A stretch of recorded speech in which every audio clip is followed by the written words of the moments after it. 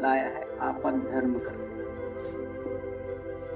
आपद धर्म का अर्थ होता है अपना धर्म, और धर्म का सीधा सा अर्थ होता है कर्तव्य।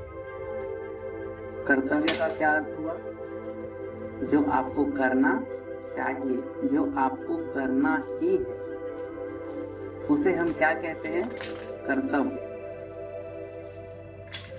और जो आपको करना ही है, आप यदि धर्म, ये धर्म हिंदू, मुस्लिम, सिख, ईसाई वाला धर्म नहीं, ये धर्म है आपका व्यक्तिगत धर्म, कि आपको क्या करना है इस दुनिया में रह। तो वो धर्म के बारे में मैंने सोचा, मैंने विचारा, तो मुझे मुझे कुछ धर्म की ऐसी बातें मालूम पड़ी, मुझे दिखाई दिया। और वो धर्म क्या क्या है मेरी नजर में, मेरी समझ में मैं आपको बता रहा हूँ। आप चाहे तो उसको अपने जीवन में खुद से भी आकलन कर सकते हैं। पहला धर्म है जीवन का धर्म। जीवन का धर्म ये है, ये मानव जीवन आपको मिला हुआ है तो जीना सबको चाहिए। भारत सरकार ने इसीलिए आपके यहाँ है इच्छा मृत्यु को भी प्रतिबंधित रखा है। कोई जानबूझ के अपनी जीवन लीला समाप्त करना चाहे तो वो कानूनन अपराध होता है। यहाँ है कि नहीं? है ना? है ना? कोई फांसी लगाने चले जाए, उसको मरना ही है, जीवन से परेशान है, वो फांसी लगाने चले जाए, सरकार को पता चल जाए तो फांसी लगने ना दे, उल्टा क्या करते? जेल में डाल दे, एक और परेशान है और परेशान। चलो जो कोई भी बात हो, लेकिन संकेत ये है कि यदि ये जीवन मिला हुआ है तो उसको क्या करना चाहिए? जीना चाहिए। जीवन जीने का आपका धर्म है। इसीलिए तो कोई आप पर आक्रमण करता है तो भी आप उसके ऊपर आक्रमण कर देते हैं। ऐसे नहीं है कि आप मुझे मार दे, ऐसा नहीं है कि आप अपनी जीवन लीला समाप्त कर दे। इसीलिए सुरक्षा का अधिकार भी आपको आपका संविधान दिया होता है। जीने का अधिकार, रक्षा का अधिकार, आत्मरक्षा का अधिकार जिसको कहते हैं। तो इसका सीधा सा अर्थ क्या है? जीना, जीवन यापन। ये जीवन यापन करना आपका पहला धर्म है। अपने आप को अस्तित्व में बनाए रखना, इस दुनिया में अपने आप को बनाए रखना, ये आपका पहला धर्म है। इसके लिए आप धन भी कमाते हैं, खाने पीने का सामान जुगाड़ करते हैं। ये सब होता है जीने का धर्म। सीधी सी बात है, कोई बहुत ज्यादा समझने वाली बात नहीं है। आप सोच भी रहे होंगे कि ये कौन सा धर्म हुआ, लेकिन ये धर्म है। कई लोग थोड़ी थोड़ी समस्याओं में जीवन को समाप्त करने की सोचते हैं, थोड़े थोड़े चीजों में परेशान हो जाते हैं, और हम सोचते हैं ये मानव जीवन क्यों मिला, ये जीवन ऐसे ही बेकार है।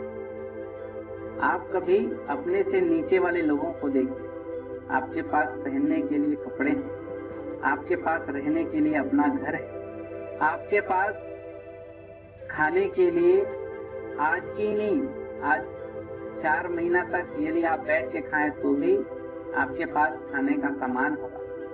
बूढ़े हो चुके हैं, बेटा बहुएं ला के दे रहे हैं, खाने का सामान दे रहे हैं, आपके लिए सारी चीजों की व्यवस्था है। तो आपको चिंता नहीं है, लेकिन जरा उनके बारे में भी सोचिए जिनको रोज रोज इस चीज के लिए मेहनत करनी पड़ती है। अब जब उनके दुखों को आप देखेंगे तो आप कहेंगे कि हमारा दुख कुछ भी नहीं है। गीत भी बना है, दुनिया में कितना गम है, मेरा गम कितना कम है। सुने हैं? नहीं सुने? दुनिया में कितना गम है, मेरा गम कितना कम है। और हर आदमी को लगता है कि मेरा गम सबसे ज्यादा है। कोई कहता है कि मेरा गम सबसे ज्यादा है। साहब लोगों ने इशारा किया है, कभी कभी उनको जो रामचरितमानस सुनते हैं ना आप लोग, रामायण, राम की कहानी को, दुख भरी घटना को देख लीजिए कि आपका दुख उससे कम है कि ज्यादा है। अभिलाष साहब जी इस बारे में बहुत अच्छे अपने प्रवचनों में उद्बोधन किए हैं कि देखिए राम जी का जन्म हुआ, उसके बाद मंग करके कौन ले गए? विश्वामित्र जी मंग करके ले गए। वहां भी उनका राक्षसों से सामना हुआ। फिर आए तो जब राजगद्दी मिलने वाली थी, क्या हो गया? वनवास हो गया, वनवास में कितने गए, वनवास भी गए, वहां भी क्या हो गया, सीता जी चोरी हो गई, अपहरण हो गया, उनको लेके गया।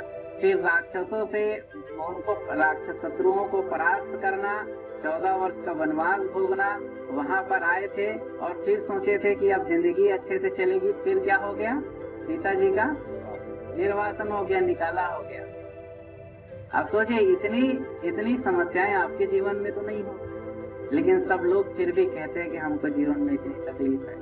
और अगर आप गौर करके देखेंगे तो तकलीफ कोई बहुत ज्यादा नहीं होगी और आप ही की बनाई होगी। कई समस्या ऐसी होती है कि हम उसको खुद आमंत्रण देते हैं, आप बैल मुझे मार।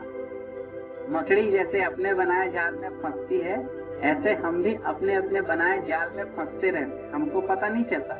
लेकिन गौर से आप देखेंगे ना, जैसे आप यहाँ पे देख रहे हैं, यहाँ पे हम बैठे हैं तो इतना ही दिख रहा है, थोड़ा जाके पहाड़ी पर जाइए तो पूरा गाँव दिखने लगेगा। और वहाँ पे फिर हम कितने छोटे हैं, कितने छोटी जगह पर हमारा ये घर है, हमको पता चलता, अभी बहुत बड़ा लग रहा है। ऐसे ही जब अपने समस्याओं को आप देखते हैं तो आपको लगता है बड़ा है, लेकिन जब विचारों से ऊपर उठ करके देखिए, अब तब आपको लगेगा कितना छोटा है। और हम उसी में उलझे रहते हैं, हम सोचते हैं ये जीवन क्यों मिला है, बेकार है, कोई सुकून नहीं है, कोई सुख नहीं है। क्यों बेकार है, क्यों सुकून नहीं है? आपने जीवन को समझा नहीं, आपने जीवन को जाना नहीं, और जिसने जीवन को जाना नहीं उसका तीनों लोक में ठिकाना नहीं, ये कहावत। तो जीवन जीने का नाम है, और जीवन में होना मतलब संघर्ष का दूसरा नाम है। मैंने तो पंक्ति लिखी थी कि जिंदगी उन पलों का नाम है जो दिक्कत के साथ जी जाती है। जिंदगी उन पलों का नाम है जो दिक्कत के साथ जी जाती है। और ये क्यों? इसलिए आप जब कभी किसी दूसरे को अपने बारे में बताते हैं तो क्या बतलाते हैं कि मैंने ये काम किया, मैंने ये बड़ा काम किया, ऐसी मुसीबत की मेरी जिंदगी में, मेरे राह में, मेरे मार्ग पर, और मैंने उसको पार किया है और ये उपलब्धि हासिल की, यही बताते ना। तो अच्छा सुनना सब कोई पसंद करते हैं, अपनी तारीफें सब करते हैं। तो ऐसे मैं यहाँ गया, घूमा, हंसा, खेला, तो किसी को कोई रस नहीं होगा, लेकिन महानता की का साहसिक वाला बात बताएंगे तो सब सुनते हैं। आप अपने जीवन के मुसीबत भरी घटनाओं को ज्यादा याद करते हैं, आपकी जिंदगी में कब आप कठिनाइयों से गुजरे हैं उसको आप ज्यादा याद करते हैं, और यही जिंदगी का असली नाम है। इसीलिए मैंने कहा जिंदगी उन पलों का नाम है जो दिक्कत के साथ जी जाती है, क्योंकि कोई नहीं पूछता कितनी खुशी मिली है आपको, और गिनती हमेशा गमों की सर। इसलिए जिंदगी का दूसरा नाम संघर्ष है। जीवन जिएंगे तो संघर्ष होगा, और संघर्ष के बीच में हमको हारना नहीं। तो ये पहला धर्म है, आपद धर्म में अपना धर्म जीने का धर्म। दूसरा धर्म है जो आपके रिश्ते बने हैं, उन रिश्तों को निभाने का धर्म। आप पिता भी हैं, आप पुत्र भी हैं, आप पति भी हैं, आप भाई भी हैं। एक इंसान न जाने कितने रिश्तों में रहता है कि नहीं रहता है ना। और मनुष्य एक सामाजिक प्राणी है, अकेला रहे तो पता नहीं जानवर जैसा रहेगा, जैसे जंगल का शेर रहता है, किसी से कोई मतलब नहीं। लेकिन जब वो समाज के बीच में रहता है तो कई सारी उनकी जिम्मेदारियां बनी रहती है। पति हो तो पति का दायित्व आपको पूरा करना है, पुत्र है तो पुत्र का दायित्व भी आपको निभाना है, पति है तो पति धर्म का भी पालन करना है। तो मैं कहता हूँ ये रिश्तों का धर्म, इस धर्म को भी आपको पालन करना है, निभाना है, जिम्मेदारियों को पूरा करना है। तो ये आपद धर्म, अपने धर्म का ये दूसरा आपका कर्तव्य है, रिश्तों के निर्वहन करना। इस रिश्तों को आपको निभाना है। पहला धर्म जीने का धर्म, जिसमें आपको कर्म भी करना है, जिसमें आपको धन भी जुटाना है। और दूसरा धर्म ये रिश्ते का धर्म है, जिसमें आपको सारे रिश्तों को निभाना भी। और रिश्ते निभाते हम नहीं पाते हैं, हम प्रेम को समझ नहीं पाते हैं, और हमारी जिंदगी, हमारे घर का माहौल क्या हो जाता है, नरक जैसा हो जाता है। हम सपना देखते हैं स्वर्ग का और मिल क्या रहा है, हमको नरक मिल रहा है। तो कहीं ना कहीं कुछ त्रुटि हो रही होगी, कहीं ना कहीं कुछ गलती हो रही होगी। इसी बात को तो संभालना होता है, इसी बात को तो समझना होता है कि गलती कहाँ हो। हम क्या करते हैं, अपने आप को ईमानदार समझते हैं, हम अपने आप को सबसे शुद्ध समझते हैं, हम ऐसा समझते हैं कि हमसे गलती हो ही नहीं सकती। और कबीर साहब जी बोले ना, बुरा जो देखन मैं चला। सुने हैं कि नहीं सुने? नहीं सुने लग रहा है। बुरा जो देखन मैं चला, बुरा न मिलिया कोई, जो दिल खोजा आपना, मुझसा बुरा ना। साहब जी के दोहे साखी। कबीर साहब जी कहते हैं कि मैं दुनिया में बुराई ढूंढने गया, सब लोगों की बुराई देख रहा था, लेकिन बुराई मुझे मिला नहीं। लेकिन जब अपना देखा तो इतने बुराई मिले कि पूछो।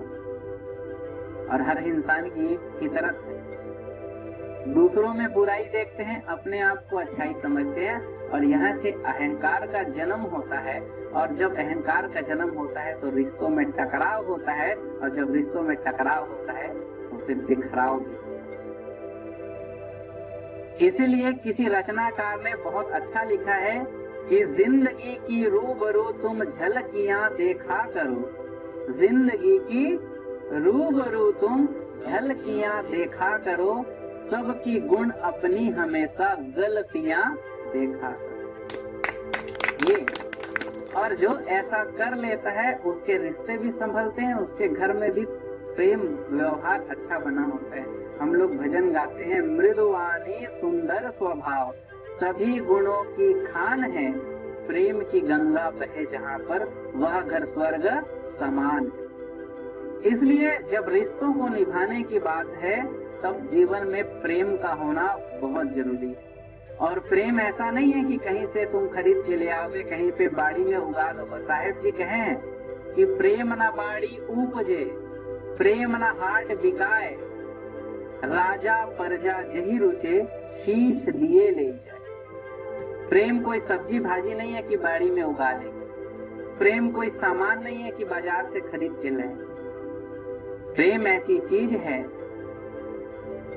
कि इसके लिए समर्पण चाहिए, शीश दे ही ले जाए। शीश देना मतलब समर्पण करना। जिससे आप प्रेम चाहते हैं उसके प्रति आपको समर्पित होना पड़ता है। और जो आपको प्रेम देते हैं आप देखेंगे गौर से कि वो आपके लिए समर्पित होगा, दुख में सुख में आपके साथ होगा। तो ये समर्पण आपको भी करना पड़ता है, तब प्रेम जाके पैदा होता है। तो दूसरा धर्म है रिश्तों को निभाने का धर्म। और तीसरा धर्म है, सभी धर्मों में जो श्रेष्ठ है, आपके सभी कर्तव्यों के साथ एक कर्तव्य है, और जिसे मैं सबसे महत्वपूर्ण मानता हूँ, वो होता है जीवन मुक्ति का धर्म, जीवन को कल्याण के मार्ग पर ले जाने का धर्म। और इसी के बिना ऐसा हो जाता है कि ये जीवन व्यर्थ चला जाता है। और जिसके बारे में हम अभी भजन में गाए हैं, साहिब जी कहे हैं, तुमने हीरा सा जन्म गवाया, भजन बिन बावरे। ये तीसरा धर्म बड़ा महत्वपूर्ण है। इसके लिए आपको भजन भी करना पड़ता है, अपने मन के बुराइयों को छोड़ना भी पड़ता है, साधु संत के निकट आना पड़ता है, दान करना पड़ता है, करना पड़ता है, लोगों से प्रेम करना पड़ता है। ये सारे चीजों को करना पड़ता है, त्याग करना पड़ता है, तब कहीं जाके ये धर्म निभता है। कल्याण कैसे होता है?